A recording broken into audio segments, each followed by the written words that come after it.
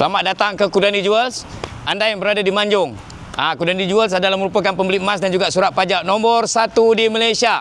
Jadi kepada anda yang nak mencari harga tinggi, datang ke Seksyen 3 ni, Seri Manjung. Ni dia, Kudani Jewels. Juga kami beli semua jenis emas patah, emas rosak, emas bengkok, emas lusuh, gold bar, silver, dinar semua. Kami bayar dengan harga tinggi. Itu urusan kami.